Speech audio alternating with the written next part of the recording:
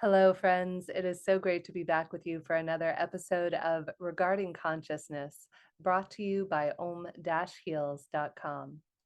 Today, we have a very special guest with us. We have Marc Lesser. Marc is a speaker, facilitator, workshop leader, and executive coach. He is the author of 4 books, including The 7 Practices of a Mindful Leader, Lessons from Google and a Zen Monastery Kitchen, and CEO of ZBA Associates, an executive development and leadership consulting company.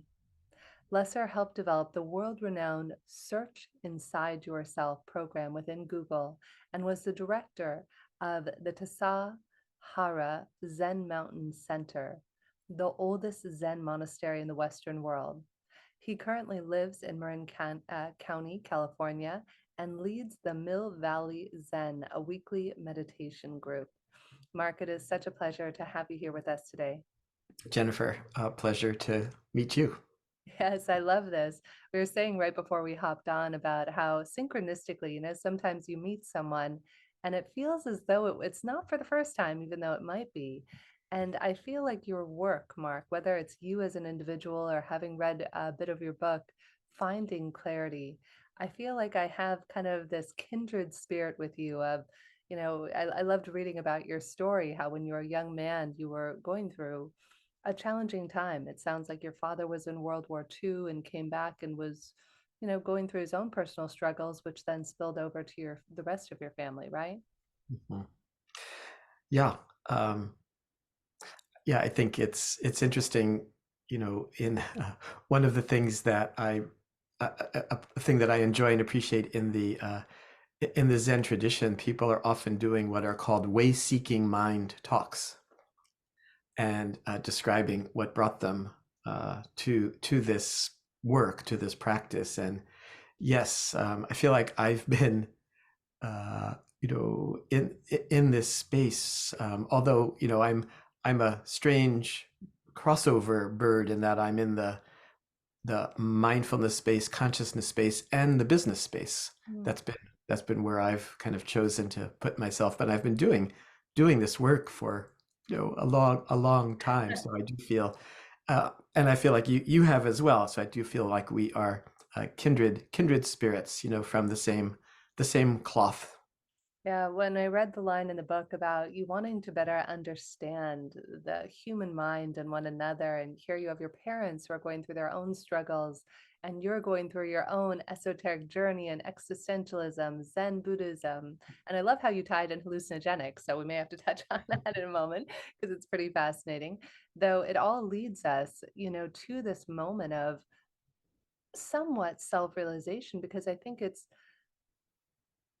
only from an awareness of self that we can begin to use our power of discernment and compassionate accountability, which of course is one of the big topics in the book. So tell us a little bit about your journey. I'd love to give our readers a little bit of our listeners a little context for those who haven't yet read the book about how it was that you evolved from being this young man questioning the world, trusting in a professor who says, hey, try this, to now a man who transformed Google with what you did with them.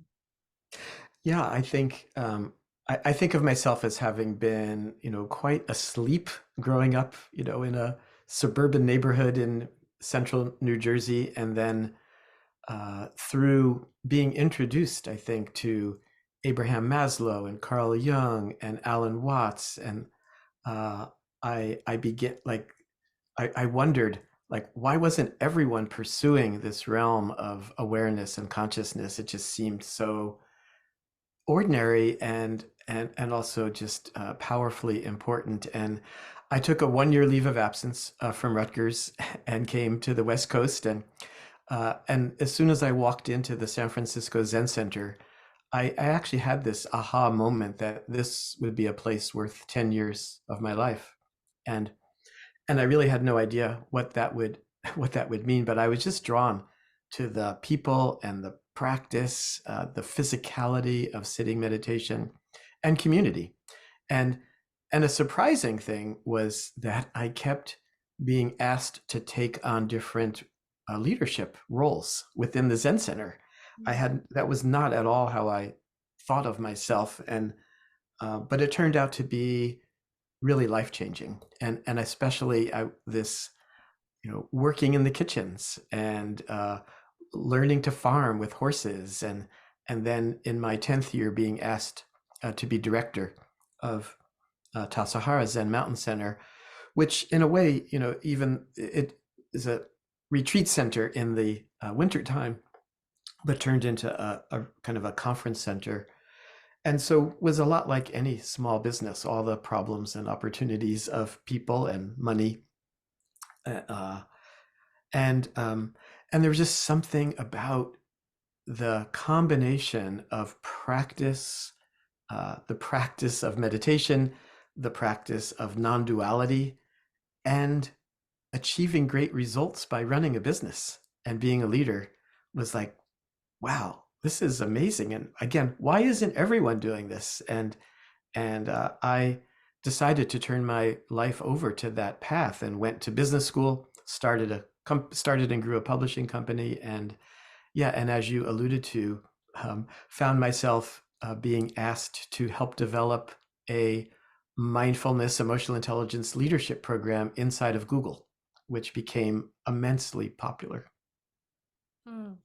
I love that. I think you share somewhere in the book about engineers saying, well, how much time is the right amount of time to meditate? I get asked similar questions.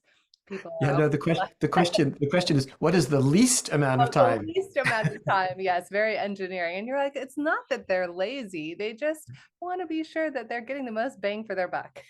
Yeah. Well, I think in some way it was both. There may have been a trying to do the least, but it was, I think, they wanted to know what science had to say. Like what does, because there's been a lot of, and there still is a tremendous amount of research about meditation, and the question in a way was, what does the research say is the least amount we can meditate and have it impact our lives? And I uh, and there is some research, but I came around to saying, start with one aware breath, Mm. fully aware breath every day, and see how that impacts your experience.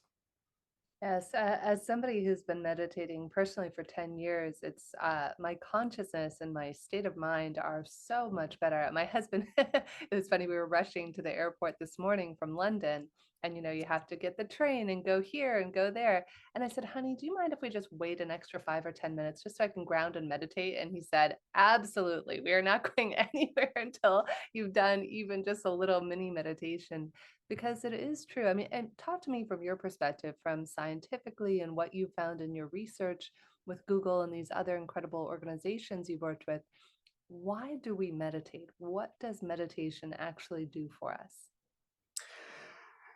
Well, there's super interesting research about how so I love that there's the science component, right? And I think the science component helps us understand. For example, we now know that about neuroplasticity. Mm, Which we didn't know 30 or 40 years ago, that the brain changes and that we can change our brains by where we are putting our attention.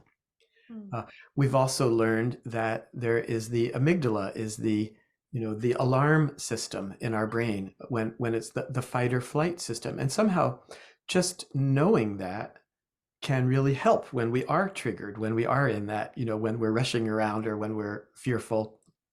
Um, but I think that meditation can help with all of those things. But I think there's something uh, about, with every breath, letting go of your story, of who you think you are, especially your mistaken beliefs, your limiting beliefs about yourself, mm, and not being so caught by uh, what we expect, right? So it allows us to be, even I think, a tiny improvement in how we deal with uncertainty and how we deal with uh, in and it also, I think, can shift our relationship with challenges and difficulty. mm, That it can help us even try on a a bring it on attitude as opposed to one of feeling avoidance. We get into a lot, so in some way, one way I think of meditation, it's the practice of training ourselves not to avoid anything. Mm. It is. Um, It's so funny you say that, Mark, because for me, I notice part of my meditation practice is an internal check-in too, just to see, you call it inner child, whatever you might want to call it, work. And oftentimes I'll say, sweetheart, how are you feeling? And adult 42-year-old Jen feels fine and normal and cognizant, and little internal Jen is sad or angry or frustrated. And we don't realize that so many of us, we think we're interacting with our spouse who might be our age or a different age, or our colleague who might be our age or 10 or 20 years older or younger. Yet in reality, Mark, we're dealing with an upset 2 or 5-year-old that nobody has attended to, and we're just unconscious to it. and I see this every day in the work world. It's sometimes I'll walk into a meeting and I can almost see people's parents behind each of the person, when they're acting out a sense of how they're dealing with their anger, how they're dealing with their frustration, how they're dealing with not being recognized, needing more recognition. Yeah, so it is amazing to see, you know, our our humanness, and and I think this is partly why I think for many years the the intention that people had in the business world was to root out all those emotions. Mm, And it's only recently, I think, that there is this greater acceptance and understanding that no, actually, uh, there are many real important positives to our emotional lives in the work world. How else are we going to collaborate and trust each other and work together, and how important collaboration and trust are, and that means being able to skillfully work with, the whatever the limitations and habits and things that we come into the world with. mm. I remember on another podcast I used to host for many years called Get Yourself the Job, we had this brilliant woman who was the head of marketing globally for a large organization. And I loved when she shared this technique. She said, you know what we do before every meeting, as we all hop into the Zoom meeting, I tell all of our team to put a number from 1 to 5. 5 means like you got this today, you're epic winning, you're going to nail it. And one means don't count on me. And I Mhm, thought it was so powerful because I know for me personally, running my last company, and I've seen it in running other companies I've run, if you're not at your best, you need to communicate it. Like I would cancel meetings if I knew I hadn't had enough sleep, had enough water. We just tend to be more reactive, and yet so many of us just try to power through it, power through that mhm, important meeting we have, or power through this. Where, and it's funny, one of my dear friends, I have an accountability buddy, which we'll talk about in a moment, and one of my dear friends and I check in, and for 15 minutes every day we have a loving, compassionate accountability call. And she realized she double booked herself, and so she's trying to like do this one thing that's super important to her business while simultaneously keeping our time. And she realized that, Jen, this is out of integrity. And I said, mhm. yes, I love you. It is. I said, it's okay to say, hey, can we move this? As long as you're not bailing on people unexpectedly and being in communication, I think that we have it as all or nothing. Either I just need to show up for every meeting, regardless of the state I'm in, or nothing at all. But it's really not that. It's this beautiful ebb and flow. And you really talk about this in the book about compassionate accountability. I'd love for you to share a little bit about that, Mark. Yeah. Well, I will in a second, but I just want to kind of highlight what you were saying, even about the question of this intention to be our best selves at work or in meetings. Just that intention, and noticing that, and at the beginning of a workday or at the beginning of a meeting, to just to notice that intention and to check in with where we are, and whatever we need to do to help bring our best selves to whatever situation we're in. And this is actually a good segue to, right, this my book Finding Clarity is about compassionate accountability. And accountability is, in some way, right, it starts with being accountable to ourselves, checking in, as you were saying, with are how are we doing? Are what do we need to do to be accountable in order to bring our fullest best selves into these relationships and these situations? And then there's being and with compassion, right? With even with compassion to ourselves when we're struggling. And then there's Let me pause you there for a moment, yeah, though. yeah. I like to put myself in our audience's shoes, and I can hear them saying, "What does that even mean?" You guys are talking about compassionate accountability, but when you're talking about being compassionate to yourself first and foremost, or to someone else, what does that mean to you, Mark? Well, so many of us we have I think we've evolved to have this to scan for threats, right? We've evolved to do whatever we need to do to stay alive, and fortunately or unfortunately, we also are scanning internally. There's that we almost every person I've ever encountered has a pretty well developed inner judge and inner critic, Mm. and we have a way, and it's trying to keep us safe, right? Ultimately trying to keep us safe. However, this inner judge and inner critic can be downright mean. Mm. And we can people talk to themselves, I find out very regularly, and I do it myself at times. Uh, we talk to ourselves in a way our friends would never speak to us, or people who care about us would never speak to us, so to ourselves. So it starts with, I think, bringing awareness to that, and just noticing and being able to name and become familiar with that inner critic.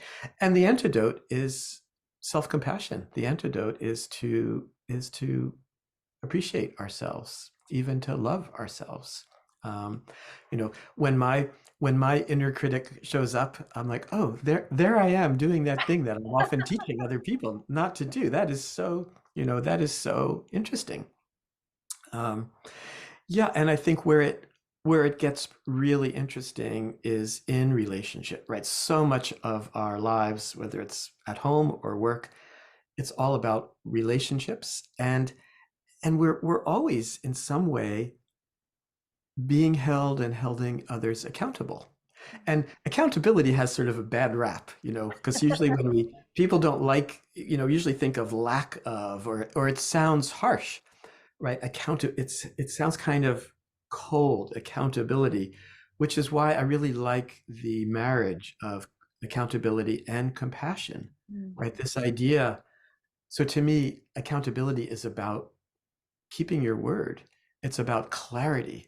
It's about, you know, uh, it's about no aligning with our expectations with other people. This is where we get into trouble so much in whether it's in our core relationships or work relationships, to really be curious about what is expected. What does success look like Mm. in this marriage? What does success look like in this work relationship?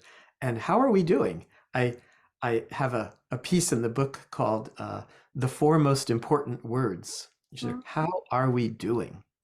Which, again, I think often, especially if there's any conflict involved, we tend to avoid having that conversation, and then those gaps get wider and wider, and the frustration and anger can build. I mean, I sometimes walk into workplaces where it's a little bit like a fish tank where the water's dirty and no one notices, Mm. and that's because people kind of stop being curious about each other, stop breaking through those those barriers that come up when we're not checking in with each other. Hmm. Yeah, I want to tie into that point about avoiding conflict. I think it's so important. And it's funny, I was just on a call. I coach a CEO, and we were talking about onboarding new team members. So, in my last life, I built and sold a legal recruiting company. And I cannot tell you how many times, Mark, I would get a call from an upset employer, an upset job seeker. Week one, they didn't start me off right. Week one, the employer, oh, they already have a nasty attitude. And if people don't set up, I tell everybody, I learned this from brilliant man, Dr. Paul White, who I've interviewed several times, Appreciation at Work. we need to find out, how do you want to be appreciated? What sort of communication do you like? Do you like email? Do you like voicemails? There was a client of mine, God bless him. I remember he said, Jen, I don't check my voicemails. Like, if you had ever tried to leave him a voicemail, you'll just never get a response because that's just not how you want to communicate. And yet, most of us become embittered, angry, resentful, and never take the time to go through this process of clarification. And Mm. rather, to your point, so many of us stick our head in the sand like an ostrich and just avoid the conflict until we go to the next job where we encounter the same people or situations. Yeah.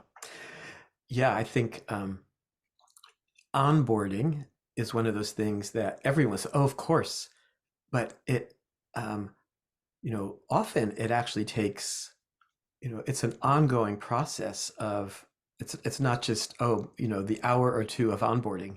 As you know, it's like, what's the culture here, right? How do we, uh, what do we think about things? How do we work with conflict? How do we work with, what does compassion and accountability look like here? Um, how timely do we expect responses from things like emails or voicemails, and kind of getting aligned around these core things, as well as the more, I think, the deeper cultural streams about, right, things like how we deal um, with power, with trust, with collaboration. What is it do is this are these things we value? What do we really value in working together? Hmm.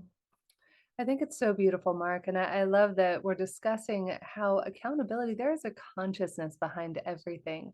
And there is a consciousness we could have around accountability. And I think you put a little graph or something in the book where it's like you could be that harsh, cold accountability that nobody likes, right? That everybody's like, and you shy away and you hate that person. But then when you interweave the compassion with the accountability, that's where this approachableness, this safety, this sense of community and camaraderie comes in. And it is really empowering when you think that the consciousness with which we do anything is what gives the flavor of our lives. Yeah, yeah.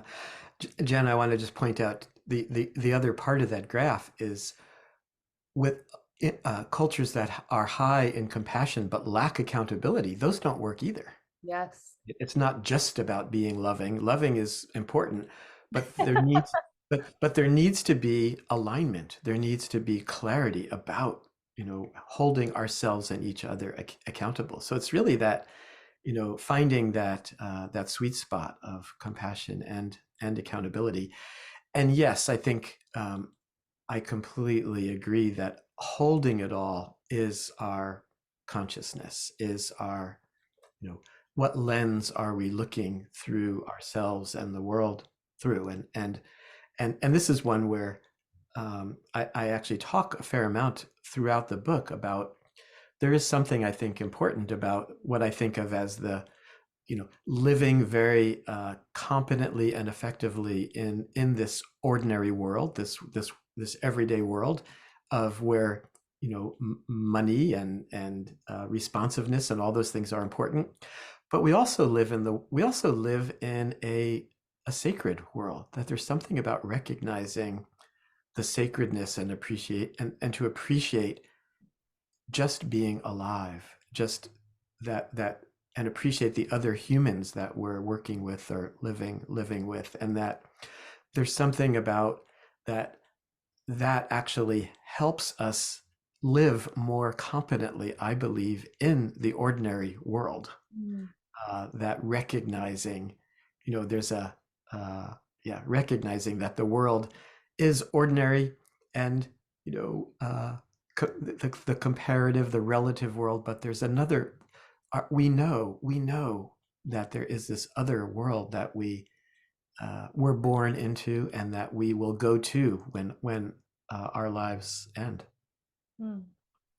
So powerful, Mark. Well, you and I could clearly talk for hours, so we'll have to have you on for another time, another show. I would love to have you leave our listeners with maybe a piece of wisdom. Is there any piece of wisdom that maybe something you want to highlight that you already said, or something that maybe you didn't get a chance to share, but you feel is a salient point that you would love to leave everyone with?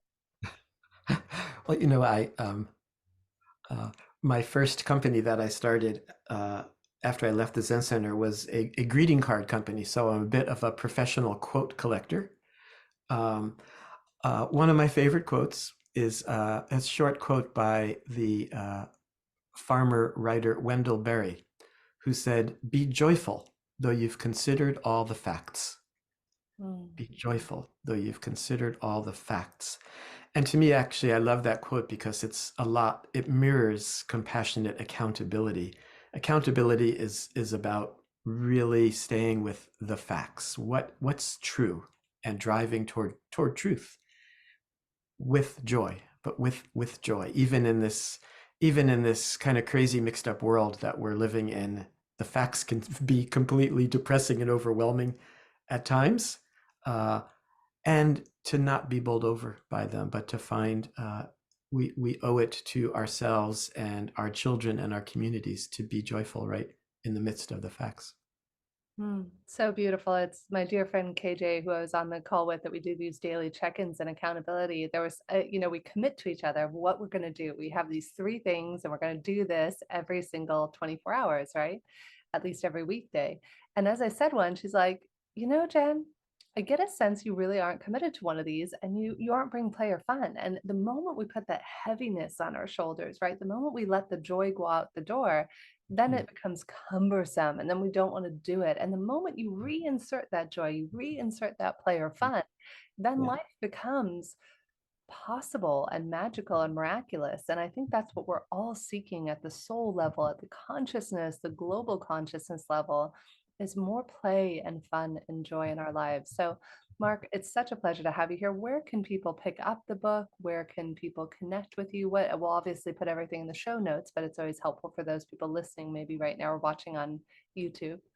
Yeah, the book is even though uh, the pub date for the book is April 11th, it's already available, and it can be found anywhere books are sold. And people can find me at marclesser.net, marclesser.net. Uh, Lots and lots of writing and guided meditations and all that stuff. I love that, Mark. I love what you're up to in the world. And thank you for the joy, the mindfulness, and the compassion that you are bringing to everyone through your work, through your incredible journey, and this beautiful book that you are sharing. I encourage every one of us, dig inside your soul. What joy is being asked to emerge right now? And then go and do that. One of my favorite quotes, actually, I'm going to see if I can get this right. I was giving a talk to some scholarship students last week, and I didn't even know I still remember this. We'll see if I can remember it. It was a quote from Howard Thurman, I think, who said, "Don't ask yourself what the world needs. Ask yourself what makes you come alive, and then go and do that. Because Mhm. what this world needs is people who have come alive." Mhm.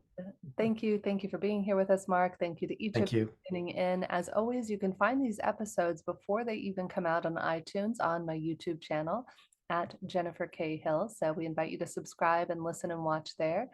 Or, of course, you can find us on all the podcast channels. And we are so grateful that you joined us here today. And you can always find out more about our sponsors at om-heals.com. Thank you so much.